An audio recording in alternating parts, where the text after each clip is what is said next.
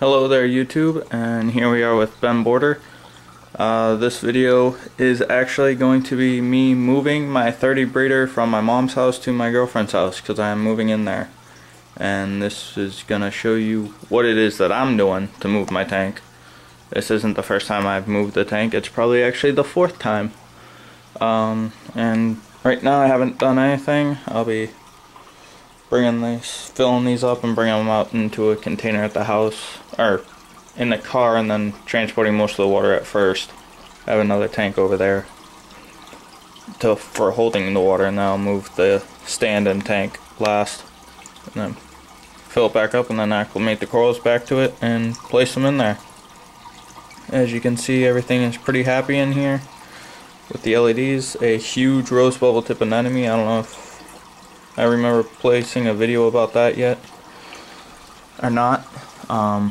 Right now it's probably 6 inches across. I got that for 20 bucks from a local reefer. So, see just how big it is. Everything else is looking really good. Green star polyps are coming out.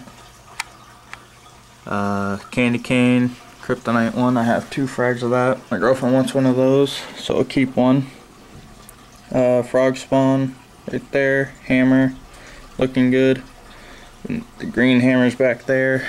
Blasto, Crayola, Cali Blue Tort, Mummy Eye, and Chili Money Cap with Jason Fox Red Setosa, Hollywood Stunner, Blue Chalice, Maze Brain, Larry Jackson Acro, purplish blue Digi depending on lighting, some sort of stag, Big Rock of Pink Zoes, green button polyps, Idaho grape, Money Cap, and then there's an encrusting Monty Pora right there on the white branch that's in between the two. Big frag of, turning into a nice colony of orange Money Cap. Golden Eye Chalice, some sort of Spundode, I can't even pronounce it. I'm not even gonna try. Money Cap, it's branching. More Idaho grape, Whammon watermelons, grapes of wrath, purple star polyps, which never have opened for some reason.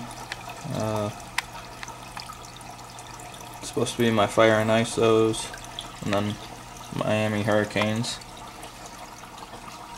A few more frags for sale, and underneath it as well, what I have extra. So then the sump underneath. So this video is going to be me moving this stuff, so I'll add a little clip it here and there. This is how I'm going to move my tank. Alright, here we are at the packing up of my first trip. So far I have about 10 to 15 gallons out of the tank. I have most of the corals out, except for the ones that are attached to the live rock and my anemone and the fish. Down the sump, basically I still have that full of water, except for the last chamber. I've drained it down to where it sucks air. Lights are still on this tank. I'll be right back as soon as I start putting the water that I have over there into another tank, and that the corals will be held in for probably a good hour or so. So here we are so far with the progress, and I will show you what is going on with this. See in a little bit. Okay, here we are at the end of our first trip. We have at least 12 gallons of water here.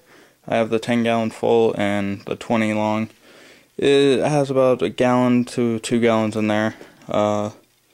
Heater's plugged in, warming that up to acclimate the corals, so then they're here and set up already. Now I just have to go back and make multiple trips for the other water, live rock, and then the tank and stand, which will be last, and then it will be going right here. Act like a in-wall sort of thing because of the pillar in the basement, and then that's where the plug is for it. So that's where it'll be going, and the lights will just hang straight from the beam on the ceiling. So that's where everything is going. So now head back for more water and maybe some live rock too. So stay tuned. Okay, here we are at the end of trip number 2. Sump is about 80% drained. All the plumbing is now done except for the return. The main tank is now down to half. I have a little bit of live rock with me as well. Most of the corals, except for the ones that are attached, as you can see, and the 2 hammers frog spawn are left. The anemone, brain, money cap, and button polyps there, and maybe a couple other loose ones that are in the sand. And then I just have the live rock, the lights, the sump, and the stand pretty much left after my second trip. So here's where this tank is now, and you'll probably see another clip just at the end of the trip 3, or just halfway through once we bring it over to the other house and start setting it up. Alright, just to show you where we're at. Okay, as you can see here, we have now done, this is the end of our 3rd trip, or my 3rd trip, and I don't have everything done, but at the end of this one I will have all the live rock out. As you see, the fish are out, the shrimp is out, all the corals are now out, including the rose bubble tip anemone, which are sitting in the bucket that's just out of camera range. I'm just trying to get the last of the water out of the main tank. Still the same as before the sump. The next trip is going to be moving the tank, the sump, and the stand, and then setting it all up at the other house. So that's where we're at now. It is now currently about 6:30, and I started this at about 3:30. So total time to move a 30 breeder is about 4 hours, I guess. Oh, and I still have to move the lights. With no help, too.